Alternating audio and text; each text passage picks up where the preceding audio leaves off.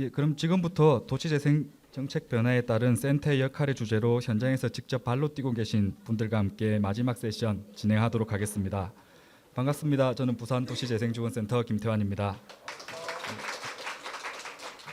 일단 형식적인 인사는 진행하고 가겠습니다. 바쁘신 가운데도 부산 도시재생위크 마지막 세션에 참석해 주신 여러분께 깊은 감사의 말씀을 드립니다. 여기까지가 형식적인 말씀이라 보시면 됩니다. 그리고 이번 세션 진행에 앞서 영주동 도시재생지원센터 정승찬 사무국장님이 개인 사정으로 참석하지 못했습니다. 이 부분 사전에 양해 부탁드립니다. 이 발제 내용은 이후 저희 실무자 협의회 때 한번 다뤄서 진행할 수 있도록 하겠습니다.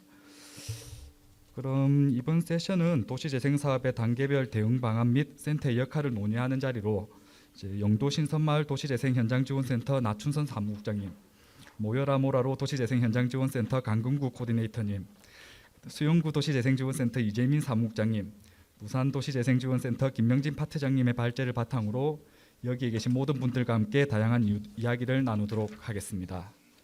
그럼 지금부터 도시재생사업의 단계별 대응 방안 및 센터의 역할을 주제로 발표를 시작하겠습니다. 첫 번째는 부산 도시재생위크 주요 내용 설명과 함께 센터의 방향에 대해 김명진 파트장님께서 설명을 진행해 주시겠습니다.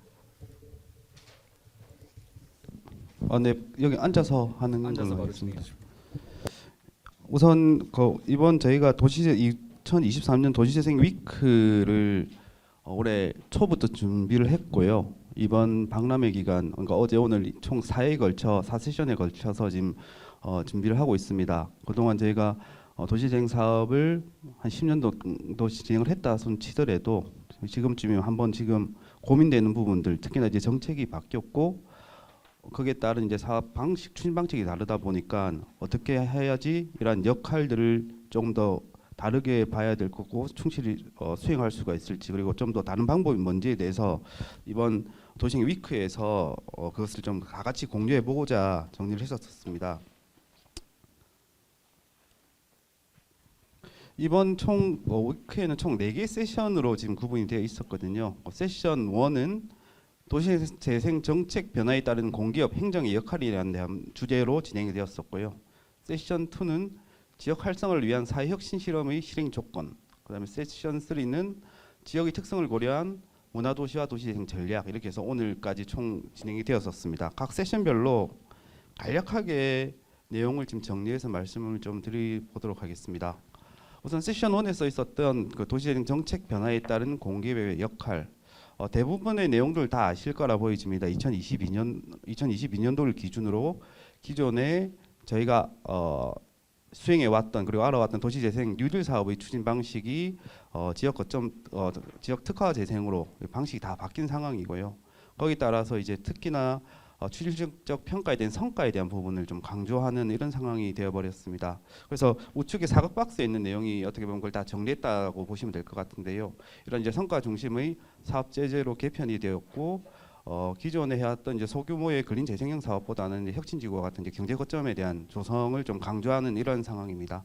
그에 따라서 지역이나 민간 주도의 특화 재생도 필요하고, 뭐 추가적으로는 이제 방제 특화 재생, 이러한 것들이 결국은 어떻게 보면은 성과 중심으로 바뀌었다 보니까 그동안 저희가 어떻게 보면 의무적으로 받아왔던 소프트웨어 사업이라든지, 그다음에 도시재생 사업을 준비하기 위한 전 단계에 있었던 역량 강화 사업이라든지, 그리고 도시재생 현장 지원 센터를 운영해야 된다는 이런 부분들은 이 도시재생 활성화 계획보다는 그 전에 해당 그 사업 주체인 지자체에서 준비를 하고 그 준비된 상황에서 이러한 도시재생 사업을 할 수 있도록 이렇게 하는 방향으로 바뀌었다라고 보시면 될 것 같습니다.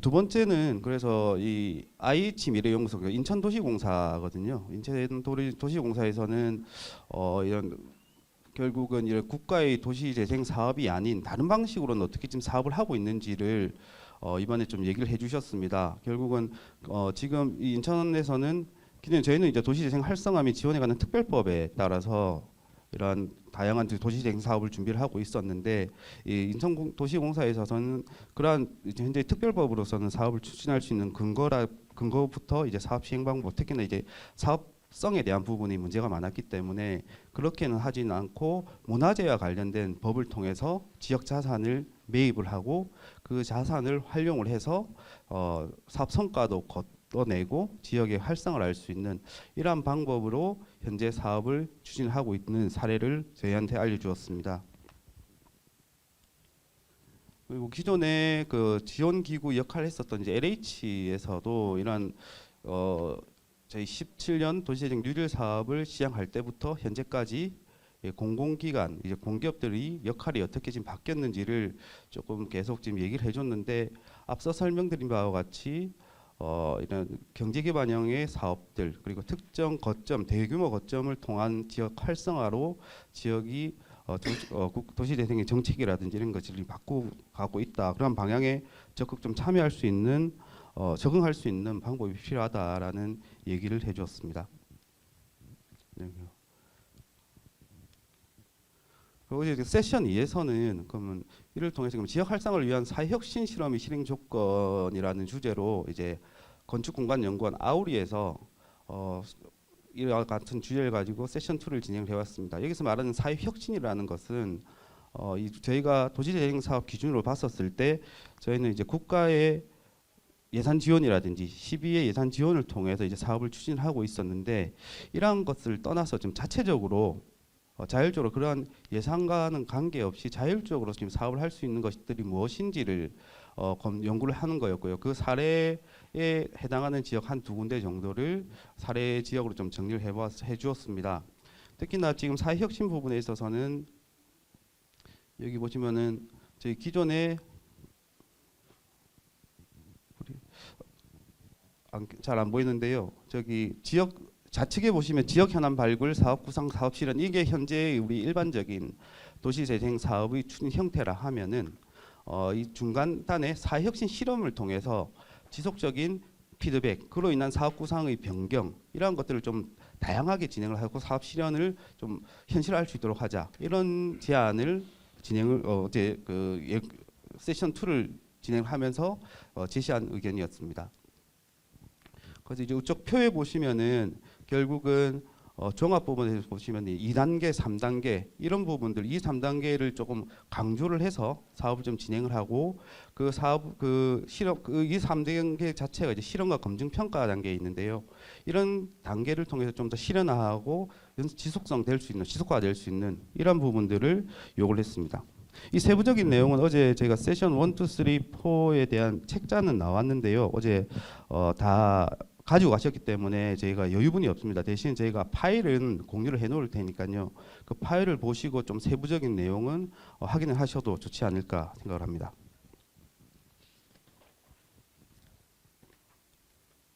그래서 이 뒤에 내용들은 방금 말씀드린 것들에 대해서 얘기를 했고요. 그리고 오늘 이제 세션 3를 오늘 오전에 10시부터 진행을 했었는데 오늘은 지역의 특성을 고려한 문화도시와 도시재생 전략 그래서 총 4개의 사례지에 대한 실행 그리고 아니면 계획에 대한 부분이었습니다. 첫 번째 쓰임을 통한 만듦 진달래관의 두 번째 걸음이라는 것은 원주 여자고등학교의 체육관을 복합 커뮤니티 시설로 활용하고 있던 그런 사례 중심으로 얘기를 해주었던 부분이 있고요.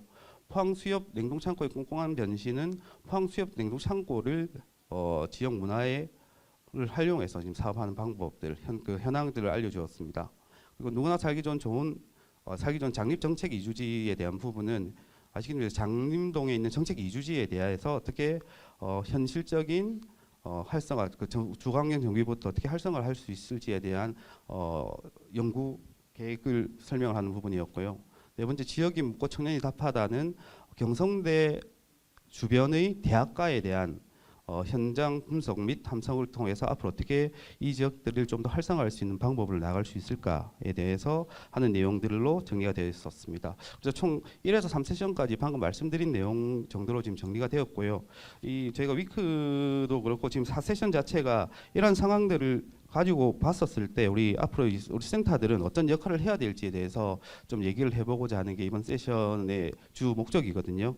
그래서 지금 본 4세션에 대해서 저는 이제 광역센터, 기초센터가 법이나 가이드에서는 어떻게 규정을 하고 있고 그다음에 현실적으로는 저희가 지금 어떤 역할을 하고 있는지를 먼저 좀 알려드려야 될 것 같아서 광역센터에 대한 부분들을 먼저 좀 알려드릴 수 있도록 하겠습니다.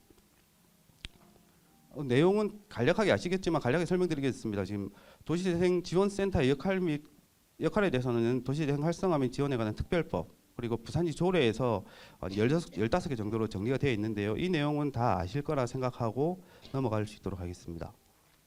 그리고 이거는 이제 도시재생 뉴딜 가이드. 사실은 이제는 이것 자체가 작년에 22년도에 도시재생 사업이 지역 특화 재생 사업으로 바뀌고 거기에서 활성화 계획 가이드에서는 이러한 내용들 자체가 지금 없어져 버렸기 때문에 현재는 또 적용할 수 있냐 없냐고 따져서 봐야 되는 상황입니다. 그렇지만은 저희가 다 이 가이드를 적용을 받고 도시재생 사업을 선정하고 추진을 하고 있기 때문에 이 내용들을 보시면은 아마 광역에서 하는 역할, 그다음에 기초센터에서 하고 있는 역할, 그리고 현장센터에서 하고 있는 역할들을 이렇게 구분되어 있다라고 보시면 될 것 같고요. 사실 명확하게 지금 구분이 되는 사업들도 있지만은 대부분은 다 비슷하게 진행이 되고 있다라는 건 다 알고 계실 거라 보여집니다. 이게 이제 올해 2022년부터 도시재생 사업 신청 가이드라인에서 정하고 있는 도시재생 센터의 역할과 설치 운영 방법 등에 대해서 이렇게 간략하게 지금 정리가 되고 있는데요. 도시재생 지원센터의 역할은 보시면은 도시재생 전략계획 및 활성화 계획의 수립 지원, 사업의 추진 지원, 활성화 지역 내에서의 주민 의견 조정 등이라고 명시를 하고 있습니다. 그래서 지원센터의 설치에 대한 부분에 대해서는 사실 아시겠지만 몇 년 재작년까지만 하더라도 의무 사항이었거든요. 그렇지만은 이제는 현장 지원을 통한 도시재생지원센터는 지자체의 특성 및 여건에 따라 자율적으로 설치가 가능하다. 이거는 기초 단위로 할 수도 있고 아니면은 단독으로 할 수도 있고 아니면은 이 전문적으로 운영할 수 있는 기관에 위탁할 수도 있고 뭐 이렇게 구분을 자율적으로 운영을 할 수 있다라고 생각을 하시면 됩니다. 그래서 조금 이게 말이 좀 우리가 좀 오류가 있는 부분이 있는 게 있는데요. 작년부터 했던 이제 도시재생 현장지원센터는 무조건 만들면 안 된다 이런 의미는 아닙니다. 해당 지자체에서 의지를 가지고 해당 지자체에서 알아서 만들어라 자율적으로 해라라는 거지 법적으로 하지 말라 이런 의미가 아니라는 걸 좀 아셔야 될 것 같다는 뒤에 이제 이야기를 주고받으면서 좀 얘기를 했으면 좋겠습니다. 그리고 설치 운영이 방금 말씀드린 그런 내용이라고 보시면 될 것 같습니다. 그럼 이제 부산 도시재생 지원 그러니까 저희 광역센터를 말씀드리겠습니다. 광역센터의 업무를 제가 2023년 올해 기준으로 좀 정리를 해봤는데요. 보시는 바와 같이 도시재생 국토부 사업에 대한 선정 지원 및 관리에 대한 부분을 있고, 그다음에 주민 공동체 활성화 및 홍보에 대한 부분, 그다음에 도시재생 전문가 양성 및 활성화 부분, 그다음 현장센터 운영 부분 총 4개의 구분으로 나뉘어져 있습니다. 그래서 한 16개 사업이 진행되고 있는데요. 이 사업 이제 제목이라든지 사업 내용을 보시면 아시겠지만은 이 광역센터가 이제 현장센터라든지 기초센터에 직접적으로 어떤 지원을 한다라든지 그게 지원의 예산이 되든 인력이 되든 이런 지원에 대한 사업은 사실 광역센터에는 없다라고 보시면 될 것 같습니다. 그래서 이 부분이 저희가 부산의 이제 광역센터는 이렇고 대부분 전국 단위의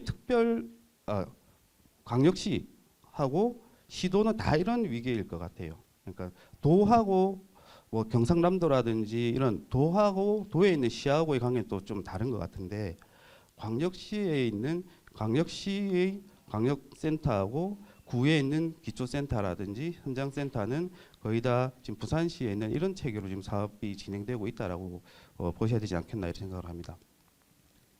그래서 지금 간략하게 지금 저희 같은 경우 이제 도시재생 사업, 그러니까 저희가 지금 하고 있는 도시재생 뉴딜 사업이라든지 도시재생 사업에 있어서 저희 광역센터 같은 경우는 크게 업무가 이제 선정 단계, 운영 단계, 종료 단계를 좀 구분할 수가 있는데요. 선정 단계에 있어서는 이제 각 지자체에서 도시재생 사업 선정을 하기 위한 이제 활성화 계획을 수립을 할 때 이 활성화에 대한 이제 컨설팅을 진행을 하고 있고 이 사업을 이제 국토부 공모 사업으로 선정 평가를 해야 되지 않습니까? 거기에 대한 이제 선정 평가 지원 업무를 하고 있다고 보시면 될 것 같습니다.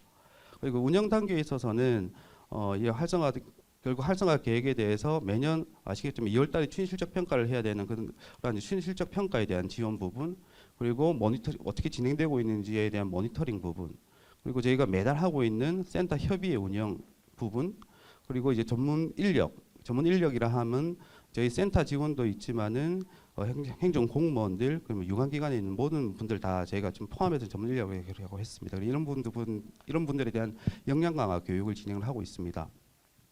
그리고 아까 방금 말씀드렸다시피 전년도 추진 실적 평가라든지 이제 종료된 지역에 대한 종합상급 평가 이런 것들을 종료 단계에 저희 센터에서는 진행을 하고 있고요. 그 외적으로는 기존에 해왔던 저희가 행복마을이라든지 삼복마을에 대한 각종 지원 사업들, 그리고 도시재생 전문가 양성, 그다음 홍보 사업, 그리고 현장센터라고 하는 것은 저희가 부산시장이 사업 주체가 있는 경제기반형 사업, 그리고 영도에 있는 경제기반형 사업에 대한 현장센터 운영 지원을 하고 있다라고 보시면 될 것 같습니다. 이 대외 부분은 나중에 좀 얘기를 해야 될 것 같고요. 그래서 저희 관경센터의 역할 부분은 이것으로 좀 정리하도록 하겠습니다.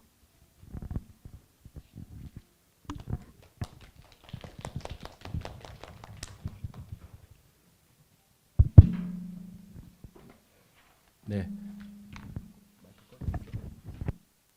네. 네. 바로 이어서 좀 부담스러운 화면을 제가 띄웠네요.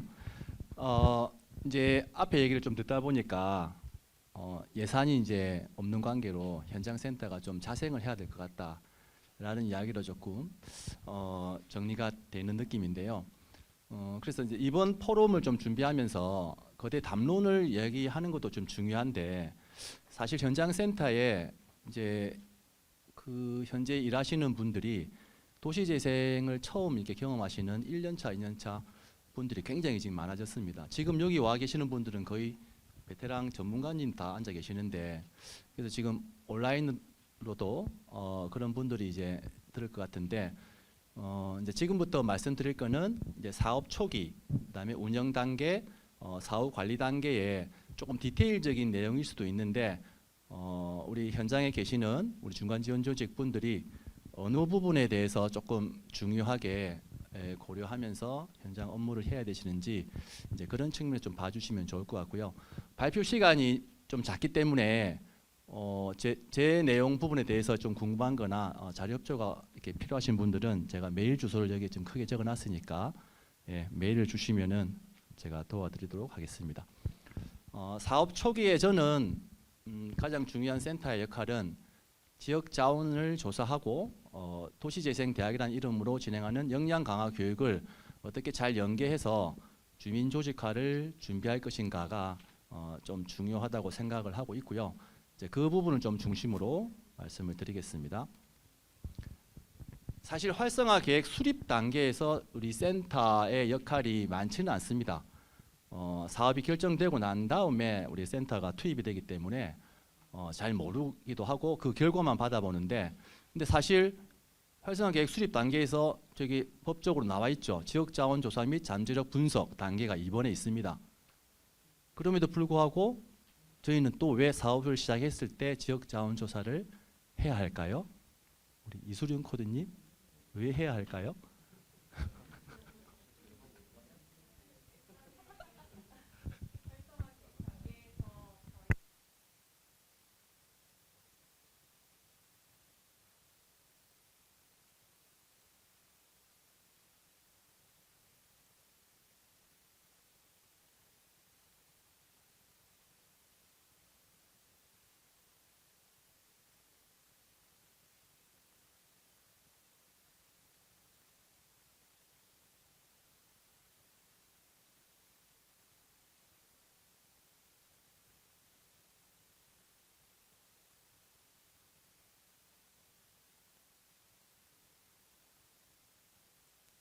공감하십니까? 어느 현장인지 참 똑똑하시네요. 네. 자, 그래서 저희가 지역 자원 조사를 왜 해야 하는지, 어떻게 하는지 여기 계신 분들은 잘 아시겠지만 처음 이제 센터에 일하시는 분들은 모를 수도 있는데, 도시재생 표준 교재 보신 분들은 거기에 이제 나와 있습니다. 마을의 잠재력과 특성을 도출하고 마을 의제를 발굴해서 마을 기초계획을 수립한다. 이거는 아주 원론적인 이야기고, 사실 진단을 해야 됩니다. 그 데이터가 현장에서 맞는지 안 맞는지 확인하는 작업은 매우 중요하고요. 그 다음에 거점이 지어지기 전까지는 너무나 많은 시간이 걸리기 때문에 그럼 그 전까지 프로그램을 어디서 어떻게 공간을 확보해서 운영할 것인가, 또 그 관리 운영 주체로서 인적 자산들이 어디에 분포되어 있는가는 매우 중요한 부분이고요. 또 자원조사를 어떻게 하는가에 대한 거는 재생대학이라든지 다양한 프로그램, 소프트 사업과 어떻게 엮어서 갈 것인가가 좀 중요한 포인트인 것 같습니다. 그리고 힘들지만은 행정, 우리 센터 전문가 주민이 함께 할 수 있는 방법을 찾는 거고요. 또 하나 중요한 거는 우리가 간과하고 있는 게 조사에 참여하는 사람이 굉장히 중요한 인적 자산이라는 것을 좀 까먹을 때가 많습니다. 단순히 와서 그냥 조사하는 사람으로 생각하는데 이제 그런 인적 자산까지 어떻게 잘 같이 갈 것인가. 그리고 첫 해만 이렇게 하는 게 아니고 센터에서 조금 신경 써서 지속적으로 그 자원이 어떻게 변화하는 그 요인을 파악하는 게 굉장히 좀 중요하고, 차후에 활성화 계획 변경 단계에서 중요한 증빙 자료와 타당 근거 자료가 되기 때문에 자원 조사는 중요하다고 생각하고 있습니다. 제가 그 레츠고에 한 5년 정도 2018년부터 2022년까지 일을 했었는데요. 그때는 이제 업체 용역, 그때는 소프트웨어 사업비가 풍부했기 때문에 용역 발주를 굉장히 많이 했습니다. 거기서 중요한 우리 센터는 그 결과물이 잘 나올 수 있도록 관리 감독을 잘 하는 부분인데요. 사실 이제는 이렇게 용역비를 풍부하게 투입해서 할 수가 없습니다. 그래서 센터 직영으로 많이 앞으로는 하게 될 건데, 이제 그때 어떻게 할 것이냐. 저희 지금 신선 같은 경우는 도시재생대학 1기 재생대학과 좀 연계를 해서 우리 지역의 걸림돌, 디딤돌 찾기라는 주제로 해서 진행을 하고 있습니다. 잠깐 말씀을 드리면은 주민들이 같이 자원조사를 해야 되는 이유는 이거죠. 윗동네, 아랫동네가 대상지로 묶여 있으면 서로 잘 모르죠, 상황을. 그렇기 때문에 저희도 아랫동네 가보니까 우리 동네만 굉장히 문제가 많은 줄 알았는데 가서 보니까 바람만 좀 불면 휙띡 디비질 저런 지붕들이 눈에 보이는 거예요. 누가 봐도 저거는 와, 이거는 심각한데, 이제 그 현장을 같이 보는 게 좀 중요하겠죠. 그래서 재생대학을 통해서 주민들이 이런 문제들은 여기부터 해결하는 게 낫겠다라는 공감대를 가지는 그 우선순위를 정하는 부분에서 좀 중요한 부분이 되고요. 사실 저희 현장의 실제 사례로서 주민 어르신들이 갈 곳이 없어가지고 죄송합니다. 공간이 없으니까 사유지 지하 공간에 거의 한 20명 가까운 노인분들이 집단 기거하는 어떤 굉장히 놀라운 장면을 주민들이 이제 재생대학 수강생들이 목격을 한 거죠. 그 인근에는 오래된 우물터가 하나 있었고 그 주변은 공폐가로 되어 있었는데, 이제 그런 부분에 있어서 주민들의 그 어떤 인터뷰라든지 꼼꼼한 설문조사를 통해서 인근에 이런 공간이 좀 활성화됐을 때 좋겠다라는 의견이 있으면 저희 이제 센터 입장에서는 이걸 어떻게 공론화해서 저 주변을 활성화시킬 것인가 하는 과정을 기록화시키고, 끝나고 난 다음에는 사업 평가를 거쳐서 이 프로세스가 하나의 모델이 될 수 있도록 사업 초기 단계에서는요. 그래서 추후에 할 공폐가라든지 집수리 사업이 주민들이 이런 문제는 이런 방식으로 해결하는구나 하는 것을 학습할 수 있도록, 그 다음에 또 중요한 현실적인 문제는 지자체에서 공폐가를 매입해서 하면 좋지만 다양한 현실적인 문제가 있죠. 뭐 불법이라든지 무허가라든지. 그래서 민간 기업과 적극적으로 연계할 수 있는 사회공헌 사업이라든지 이런 것들을 조금 알아보는 것이 좀 중요할 것 같습니다. 그리고 이제 방법상에서는 저희가 뭐 눈에 보이는 공간 자원이나 인문 자원, 인적 자원 중요하게 크게 세 가지로 이제 조사를 하고 다양한 심층 인터뷰를 거쳐 가지고 이렇게 이제 조사를 꼼꼼히 해야 되는 이유는 이 결과를 통해서 그 인적 자원을 발굴하는 게 굉장히 좀 중요한 부분이고요. 그 다음에 사업 초기에 어떤 사업을 먼저 실행할 것인가. 당연히 체감도가 좀 높은 사업들, 예를 들면 마을 골목 가꾸기 사업이라든지, 그다음에 발굴된 인적 자원이 바로 투입될 수 있는 사업이라든지, 그런 사업 진행으로 일반 주민들이 뭐 하는지 인식될 수 있도록 조금 캠페인화해서 도시재생이라는 게 한정된 인원들만 가지고 하는 게 아니고 많은 분들이 인식을 하면서 갈 수 있는 사업을 선택하는 게 좀 중요한 부분이고요. 이제 추후에는 거점 공간이 만들어졌을 때 거기에 누가 어떤 콘텐츠로 가는 분명히 활성화 계획 변경은 다 해야 되기 때문에 그 부분에서 사업 초기에 이렇게 좀 꼼꼼하게 좀 체계적으로 지역자원조사 리스트가 정리가 돼 있으면 크게 틀리지는 않는다는 겁니다. 나중에 이제 그런 부분에서 사업 초기에 좀 중요한 부분이고요. 역시나 재생대학의 어떤 교육이 따로 가지 않는다는 겁니다. 재생대학이라는 큰 어떤 그 우리 프로그램 안에 마을을 탐사하는 작업, 그걸 기록화하는 작업, 주민들이 교육을 받는 이거를 재생대학이라는 틀 안에서 같이 가는 개념으로 기획을 해주시고 이제 이거를 발표의 장으로서 우리가 작은 마을 축제를 하는 부분이 중간 성과 공유회건, 최종 성과 공유회건. 이제 그 다음에는 이게 실질적으로 예산이 투입돼 가지고 사업을 해봐야 되는 거죠. 그러니까 이 트랙이 서너 번 정도는 움직여 가지고 이 기초 체력을 좀 길러야 됩니다. 주민들이 1년이건 2년이건 이제 이 훈련이 안 돼 있으면 뭐 1억, 2억, 3억 큰 나중에 어떤 외부에서 들어오는 어떤 사업들을 쳐낼 때 이제 굉장히 나중에 내부적으로 문제가 생기는 이런 기초 체력을 좀 튼튼하게 하는 작업이 사업 초기에 돼야 되겠다. 자, 그리고 재생대학을 하기 전에 이건 1차년도, 2차년도 초기인데요. 가능하면 행정, 전문가, 우리 주민 대표들 이렇게 선진지 견학 많이 가시는데요. 현재로서는 뭐 1박 2일, 2박 3일 이런 것들이 이제 조금 많이 힘들어지는 상황인데 그럼에도 불구하고 최소한 1박 2일을 프로세스를 잡으셔가지고 선진지 견학 가기 전에 재생대학의 스튜디오 팀이 이제 준비가 되면은 그 스튜디오 팀의 스튜디오 교수까지도 사전에 섭외가 돼서 그분들과 함께 사전 워크숍을 해야 되죠. 그 팀별로 우리는 어떤 실행 사업을 할 것인가 가는 그 플랜이 있어야 선진지를 가더라도 뭘 보고 누굴 만나고 그 결과물을 갔다 와서 이제 워크숍을 통해 가지고 발표를 하는 거죠. 여기서 굉장히 중요한 거는 행정의 참여입니다. 그래서 저희는 동구 때는 발표 때 청장님을 배석시켰죠.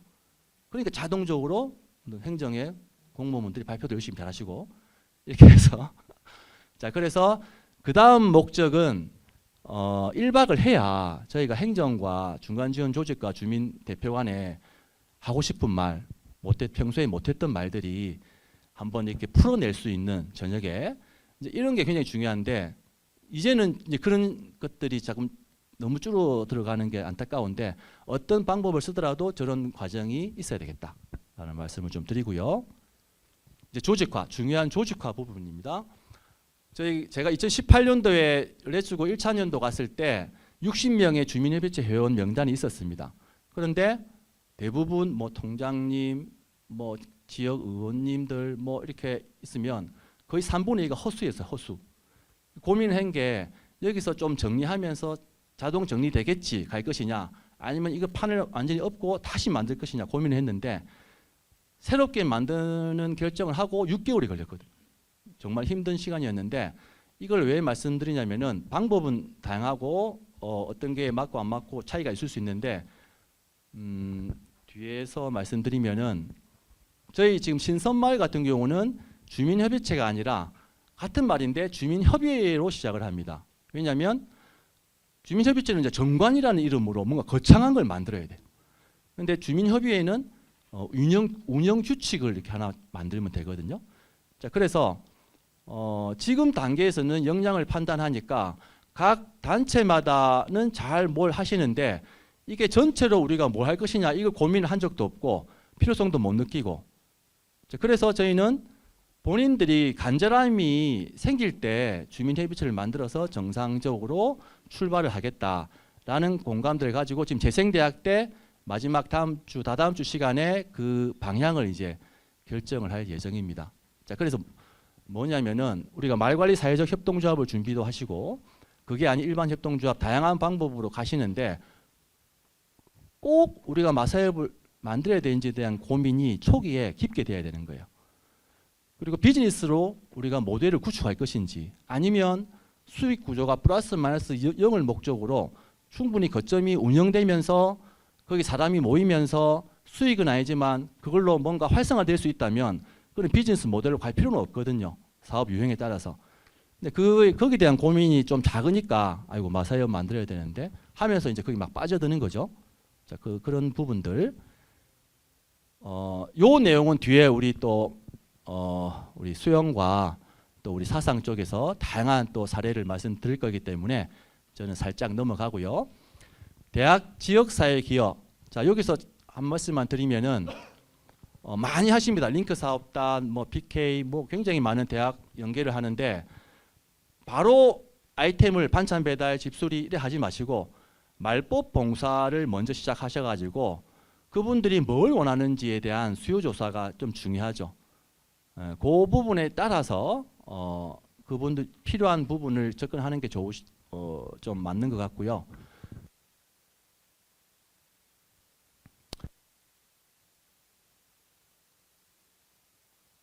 네. 마지막은 사람 공간 콘텐츠 엮기라고 되어 있는데요. 여러분도 다 아시다시피 이제 답은 현장에 있고 사업이 안 풀리실 때 그 프린트 그 자료집에는 제가 그 사례를 하나 넣어드렸는데 여러분의 어떤 인적 자원을 쭉 중간에다가 이렇게 적으시고 그 주위에는 공간 자원들을 한번 쭉 매핑을 하시고 바깥쪽에는 그걸 할 수 있는 프로그램 콘텐츠를 한번 쭉 나열해 가지고 그걸 이제 한번 이어보는 작업들 그런 작업을 하다 보면은 잘 고민하고 안 풀렸던 부분이 이렇게 풀릴 때가 있습니다. 자, 그런 방식을 쓰셔가지고 우리가 앞으로 우리가 힘든 상황이지만 현장에서 앞으로 우리가 어떻게 이 역경을 헤쳐나갈 것인가 고민하면서 지금 진행되고 있는 실무자 협의회가 계속해서 유지 발전됐으면 좋겠다는 말씀을 드리면서 마무리하겠습니다. 감사합니다.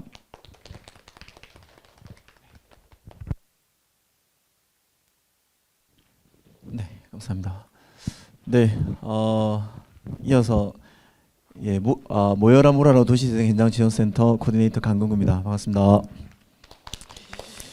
저는 이어서 그 운영 단계의 대응 방안이라는 이야기를 좀 드리려고 하는데 아마 지금 거의 사업의 이제 종료 시점에 오신 현장도 많고 운영을 하고 있는 현장들도 많을 거라 생각합니다. 저희 현장은 그 2021년 9월 달에 선정이 됐기 때문에 거의 이제 뉴딜에서는 마지막 소프트웨어 사업을 받을 수 있었던 현장이었던 것 같습니다. 그래서 저희 이렇게 사업비 보시면 621억으로 꽤 많죠. 근데 그 중에 저희 마중물 사업은 212억 정도고 나머지 400억 정도는 행복주택을 만드는데 써지는 비용이라고 보시면 될 것 같습니다. 가운데 보시면 모라 전통시장이 있어서 저희도 전통시장 그 부활이라는 아주 심각한 사업 목표를 가진 이제 일반 근린형이라고 보시면 될 것 같습니다. 그래서 저희는 이 주민들 생활문화 공간 만들고 골목 상권 살리고 그 주민과 상인이 공존하는 뭐 장이라고 해서 총 이렇게 좀 보면 세부 사업이 7개 정도가 있습니다. 그 중에 거점 시설을 3개나 짓는 걸로 되어 있습니다. 저희가 이야기를 좀 드릴 거는 실제 이제 현장 우리가 그 진행이 되는 그 사업에서는 금방 나춘선 사무국장님도 말씀하셨지만 사업 계획 변경이 필수적으로 아마 오는 것 같습니다. 그래서 저희도 그 밑에 지금 사진이 하나 있습니다. 이렇게 사진 보시면 야자수가 있는 이 집인데 이거 딱 뭐 하면 좋을 것 같습니까, 여러분 생각에? 네. 한눈에 봐도 카페이지 않습니까? 네. 저도 처음에 들어왔을 때 여기 지금 정원이 다 안 나왔지만 상당히 이 동네에 제일 잘 사는 집, 그 직물공장 사장님 집이었고 이게 사택이었습니다. 그래서 누가 봐도 카페인데 저기는 공동 육아 나눔터로 활성화 계획서에 되어 있었습니다. 그래서 왜 저 건물이 공동 육아 나눔터가 될까라고 했었을 때, 그래서 이제 저희가 아까 말씀하셨던 이제 현장 조사인데 저기에 이제 오는 많은 전문가들한테 이제 물어보기 시작합니다. 저 건물을 뭐 하면 좋을까요? 라고 했을 때 10명한테 물으면 10명이 다 카페라는 이야기를 했습니다. 근데 실제 카페는 여기 정원 이제 마당에 보이는 거기에 신축 건물로 4층으로 이렇게 들어서게 되어 있습니다. 1층에.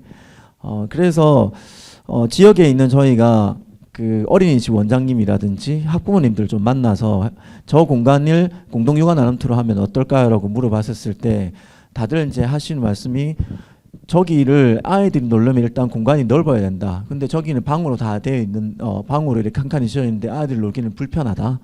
그리고 그래서 저희가 저 벽을 허무는 거를 생각을 해봤는데 저게 벽을 허물면은 건물 자체가 무너지는 구조가 되어 있기 때문에 벽 자체도 틀 수가 없었습니다. 이게 결국은 이제 그런 이유들이 쌓여서 이거는 바꿔야 된다라고 이제 주민들과 함께 의논을 했고 그래서 이제 그 뒤에 이 변경 범위에 대해서 행정과 의논을 해서 결국은 이제 경미한 변경으로 해서 국토부에 이제 이게 올라가서 이제 경미한 변경으로 바꿨습니다. 그래서 저희도 이제 이런 일련의 이제 과정을 거치면서 활성화 계획을 바탕으로 하지만은 현장 실정에 이제 부합되는 사업 추진을 위한 결국은 현장 센터에서는 연구자의 역할이 좀 필요하지 않을까라는 생각을 했었습니다. 그리고 또 하나 이제 저희가 또 현장에서 하다 보면 그 소프트웨어 사업 발굴 또 연계 이런 것들을 많이 하게 됩니다. 활성화 계획에 있는 소프트웨어 사업은 뭐 아시다시피 다양한 주민들의 욕구를 충족시킬 수는기에는 좀 한계가 있습니다. 그리고 막상 이제 활성화 계획서에 있는 그 소프트웨어 사업이 지역 정서와 맞지 않는 사업들도 많이 존재를 한다고 볼 수 있습니다. 그래서 좀 보다 많은 주민들이 참여할 수 있는 소프트웨어 사업들에 대한 이제 고민을 위해서 현장 센터에서 연차별 이제 계획안을 다시 새롭게 그 활성화 계획에 있는 내용을 또 중심으로 해서 다시 새롭게 저희는 작성을 해봤습니다. 사업 말까지 그렇게 해서 이 주민들의 조금 더 많은 주민들이 참여할 수 있게 저희들이 사업에 좀 접목을 하려고 했었습니다. 그래서 저희는 진행 프로세스로 뭐 일단은 주민과의 1대1 대화, 그러니까 저기 우리 나춘선 사무국장님 쪽에서도 말씀하셨지만은 주민과의 1대1 대화가 정말 좀 중요하다는 생각이 듭니다.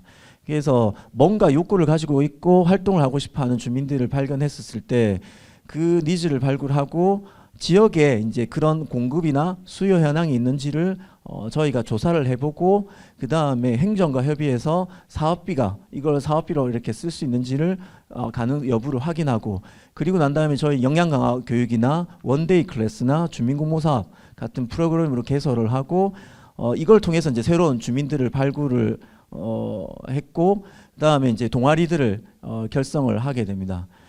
그리고 이 동아리들 활동을 통해서 새로운 사업들이 이제 발굴이 됐는데 저희는 원래 이제 저희 사업이 없던 이제 친환경 사업이나 반려식물 클리닉 사업이 이 과정을 통해서 나오게 됩니다. 그것들이 이제 결국은 거점시설 운영 준비와도 연계를 하게 됐습니다.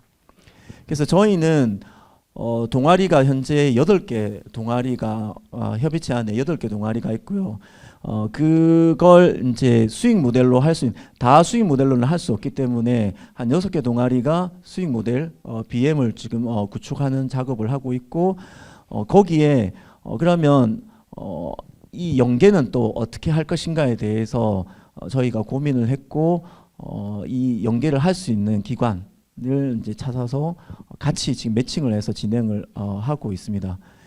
그래서 이제 이런 점에 봤을 때 이 현장 지원센터는 좀 촉진자의 역할이 지역에서 이렇게 우리가 진행하면서 좀 필요하지 않나라는 이제 생각을 했습니다.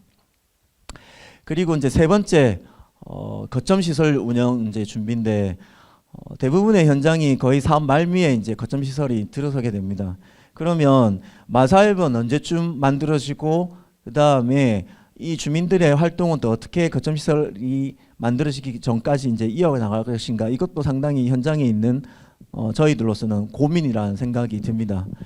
그래서 거점 시설을 짓는 것도 중요하지만 결국 운영한 주체를 육성하는 것도 쉽지 않지 않나라는 생각이 듭니다. 그래서 저희도 그 운영을 과연 누가 할 것인가에 대한 그 고민을 상당히 많이 했었고, 그래서 저희는 이제 주민 우선으로 좀 이렇게 하고, 그래서 이제 8개 동아리를 만들었습니다. 그래서 지금은 저희 이 8개 동아리가 각 3개의 거점 시설로 들어가는 준비를 하고 있습니다. 근데 아시다시피 이제 저희가 이제 이제 설계 도면이 이제 나오게 되죠. 설계 이제 도면이 나오게 되면 이거를 주민들한테 언제부터 같이 공개를 하고 이야기를 할 것인가, 그 시점에 대한 부분도 상당히 쉽지 않은 부분인데, 저희는 이 설계가 이제 공모돼서 당선되기 전부터 거점 시설에 대한 걸 각 주민들과 같이 좀 이야기를 했었고, 실제 이제 설계 안이 나왔을 때 그걸 보고 같이 또 주민들하고 이야기를 많이 했습니다. 그래서 꽤 오랜 시간이 저희는 좀 걸렸습니다. 그렇지만은 주민들하고 계속 이야기하면서 결국 설계안을 보면서 주민들의 눈빛이 이제 좀 달라지더라고요. 그전에는 그냥 내가 동아리 활동 정도로 생각했는데, 거점 시설을 보고 구체화가 되니까 거기서부터 이분들의 좀 책임감이 이렇게 형성되는 과정을 좀 저희도 느낄 수 있었습니다. 물론 또 이런 과정에서 행정과의 또 조율도 필요했기 때문에 계속 어떤 주민들과 이야기했던 부분을 다시 행정과 같이 의논하고, 때로는 주민 행정 저희 센터가 같이 이제 3자가 모여서 이야기하는 시간도 가졌던 것 같습니다. 그래서 현장 센터는 역시 이제 또 조정자의 역할이 좀 필요하지 않나라는 생각을 했었고요. 마지막으로 이제 거버넌스와 이제 센터 역할인데, 저희도 여러 이제 늘 이런 이제 도시재생 사업을 하면 소수의 참여 주체만 참여하는 사업 현장이 많다, 지들끼리 다 한다, 뭐 이런 이야기들이 워낙 많이 듣고 있어서, 그래서 되도록이면 좀 많은 주체들이 참여하고 많은 사람들이 참여했으면 좋겠다라는 생각을 했었고, 그래서 그 행정, 주민, 광역센터, 뭐 기초센터, 그 다음에 주민센터, 그 다음에 LH, 심지어는 이제 구의원들도 저희 이제 뭐 이렇게 회의에 좀 오게 해서 같이 이제 사업에 대해서 좀 이야기를 했었고요. 심지어는 저희 이제 교육하는 소프트웨어 용역사들도 저희가 워크숍을 열었습니다. 워크숍을 열어서 전체 사업에 대해서 같이 8개 한 이렇게 용역사 같이 참여해서 저희 사업 전반적으로 설명을 좀 해드렸고, 저희는 이런 연차별 계획대로 이제 가려고 생각한다. 그래서 함께 좀 해줬으면 좋겠고, 계속 멘토 멘티로 이렇게 지속적인 관계 형성을 했으면 좋겠다라는 이야기를 했었습니다. 그래서 저희는 지금 한 60명 정도의 지금 주민분들이 함께 이제 협의체 활동을 하고 있는데, 처음에 앞서 이제 그 레츠고 사례처럼 저희도 원래 명단에는 100명 이상의 이제 인원이 있었습니다. 근데 실질적으로 가보니까 10분이 계시고, 그 안에서 진짜로 생각하시는 분은 3분밖에 안 계셨습니다. 그래서 저희도 이 협의체를 뒤집으려고 이야기를 했다가 처참하게 깨집니다. 개나 소나 이렇게 넣으면 안 된다. 뭐 이제 그리고 너희는 조용히 해라. 그래서 이제 방법을 좀 바꿨습니다. 저희는 방법을 바꾼 게 이 생각들을, 이때까지 해온 생각을 한순간에 버리기는 힘들기 때문에 아까 말씀드렸던 이제 도시재생대학 그리고 동아리 활동을 통해서 계속 일할 수 있는 활동 주민을 좀 만들어 갑니다. 그리고 이 활동 주민들이 다시 이제 프로그램에 참여시키는 참여 주민, 그러니까 주민 공모 사업을 통해서 참여 주민들을 만들게 되고, 그다음에 그 외곽에 있는 일반 주민. 그래서 저희는 저 4단계를 보고 각각이 가운데 조금 더 핵심원으로 오게 지금 만드는 작업을 하고 있습니다. 그래서 이런 일련의 과정을 하면서 사업 참여 이제 관계자 간에 좀 조정자 역할도 필요하지 않을까라는 생각을 했었습니다. 그래서 뭐 오늘 이제 이 자리가 이제 도시재생 사업의 어떤 뭐 정책 변화에 대한 센터의 역할이라고 해서, 저는 이제 변하지 않는 역할이 있고 변화가 요구되어지는 역할이 있다고 생각합니다. 어떤 걸 하더라도 변하지 않는 역할은 발견하고 조정하고 연결하고 촉진하고 전달하고 기획하는 이 역할은 변하지 않을 거란 생각이 들고요. 근데 앞으로 이게 정책 변화에 따라서 계속 이렇게 변화가 요구되어지는 역할이 행정 실무 능력, 그리고 전문 연구자 능력, 그 다음에 조사자, 이런 역할들은 계속 요구되어지고 있지 않나라는 생각이 듭니다. 예, 이상 발표를 마치도록 하겠습니다.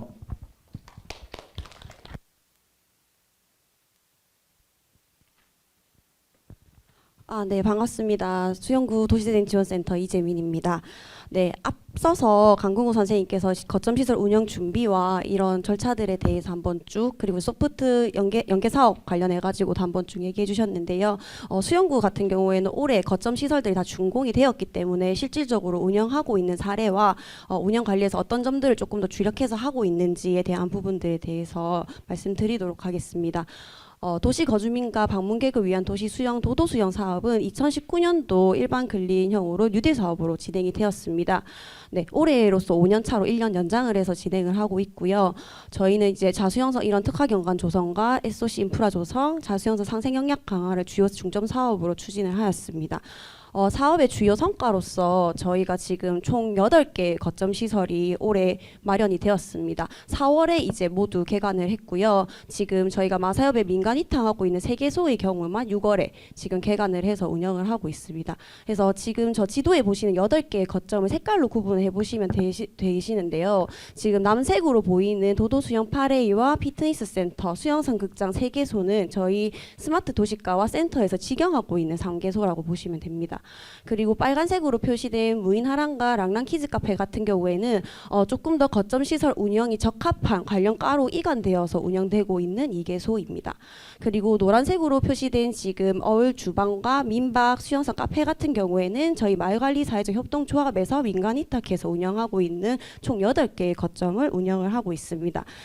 이 거점 조성과 관련해서 말씀드리고 싶은 게 저희가 수영동 사업 같은 경우에는 고민과 소통의 과정이라고 말씀드리고 싶습니다. 총 8개의 거점이 조성되는 사이에 진행되었던 절차를 좀 간단하게 말씀을 드리고 싶은데요. 먼저 이제 주민협의체 행정 그리고 지금 실질적으로 거점을 운영한 관련과와 모두 협의체를 만들어서 회의를 진행하였습니다. 그래서 여기 아래 보시면 사업추진위원회 구성이라고 해서 현장지원센터, 주민협의체, 관계부서, 유관 공공기관 등 실질적으로 거점 시설이 조성이 됐을 때 운영할 주체들에 대한 회의를 꾸준하게 진행을 했었고요. 뿐만 아니라 이 거점 시설이 조성될 때에 대한 관련 부서 의견 회신 등의 다양한 의견 수렴 과정을 거쳤습니다. 이후에도 거점 시설을 실질적으로 조직하는 과정에서 다양한 의견들을 조율해서 반영을 했었는데요. 일부 주요 사례로서 그린 주차장을 쌈지 공원으로 변경했던 부분도 있고요. 저희가 기존의 상생 협력 플랫폼을 따로 2개 동으로 연계 구성할 부분들을 의견을 반영해서 1개 동으로 통합 구성하고 필요했던 복합 커뮤니티 공간을 반영한 부분도 있습니다. 그리고 제가 여기 사례에는 포함하지 않았는데 아까 저희 거점 시설 중에 보여드렸던 랑랑 키즈 카페 같은 경우에는 기존 계획은 어린이 도서관으로 진행이 될 예정이었습니다. 근데 이제 주민분들께서 주변에 이제 조부모님들과 아이들이 같이 있는 가정들이 많고 시장이 있다 보니까 아이들이 조금 놀 수 있는 공간이 있으면 좋겠다라는 의견들을 주셔서 랑랑 키즈 카페로 변경이 되어서 운영이 되었습니다. 이후 저희가 직영하는 부분, 민간 위탁하는 부분, 관련과 이관이 된 부분이 있기 때문에 이렇게 3개의 거점 시설 주체들이 협력할 수 있는 협력적인 거버넌스를 구축했습니다. 특징을 보시게 되면 저희가 직영하는 운영은 이제 전체적으로 총괄하는 상생협력 플랫폼과 그리고 70세 이상 어르신들을 대상으로 하는 공공시설들을 저희가 직접 직영해서 운영을 하고 있습니다. 그리고 실질적으로 카페, 민박, 주방 등의 수익성이 나는 거점 시설들 같은 경우에는 저희가 마사협에 이제 민간 위탁을 해서 운영을 하고 있고요. 가족 행복과 같은 경우에는 지금 랑랑키즈 카페를 실질적으로 총괄을 하고 있고 운영은 수영구 육아종합지원센터에서 분소로 운영을 하고 있습니다. 그리고 무인하랑 같은 경우에는 문화관광가로 이관하였지만 실질적인 운영은 문화도시센터에서 진행을 하고 있습니다. 그래서 이런 부분들을 조금 더 체계적으로 조직 체계를 구축해서 진행을 하고 있습니다. 지금 저희가 직영에서 운영하는 경우에는 수영구 도시재생지원센터가 거점 총괄을 진행을 하고 있고요. 저희가 직영하고 있는 도도수영 파레이, 오디오 도서관과 수영선 극장, 실버 피트니스 센터의 경우에는 각각 거점마다 담당 코디네이터가 배정이 되어 있습니다. 도도수영 8A 같은 경우에는 대관이나 전체 시설 관리 그리고 행정 업무 지원하는 부분들을 저희 코디네이터 선생님들이 담당을 해주시고 있고요. 오디오 도서관과 실버 피트니스 센터 같은 경우에는 수영동의 70세 이상 어르신들만 활용이 가능한 시설이어서 이 부분에 대한 운영 총괄을 저희 코디님들이 진행해 주시고 있고, 실질적으로 안에 들어가는 프로그램들을 기획하고 운영하는 부분까지 지금 지원을 하고 있습니다.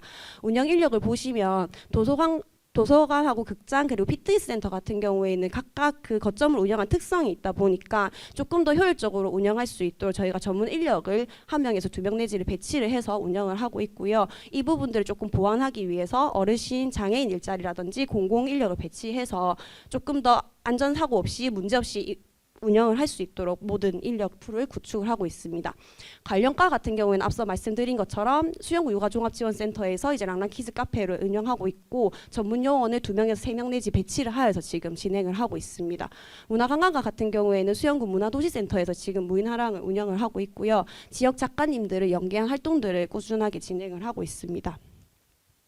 그리고 지금 앞서 말씀드렸다시피 3개의 민박과 주방 카페의 경우에는 저희 마을관리 사회적 협동조합에서 6월부터 이제 개관을 해서 운영을 하고 있으십니다.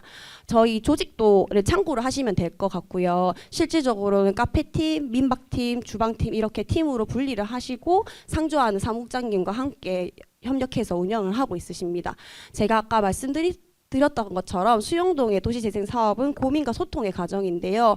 마사협이 이렇게 뚝딱하고 만들어진 것이 아니라 2015년도부터 추진을 해서 실질적으로 이렇게 거점 시설을 운영할 수 있는 역량을 강화하는 기간을 굉장히 오래 거쳤습니다. 그래서 15년도에 도활 사업을 통해서 저희가 이제 사업의 마중물을 시작을 하였고요. 이후에 15년도부터 18년도까지 자수형성 재창조 아카데미라는 프로그램을 통해서 실제로 수영동에 있는 문제들이라든지 현안들을 좀 발굴하고 해결하는 사업들을 꾸준하게 진행을 했었습니다.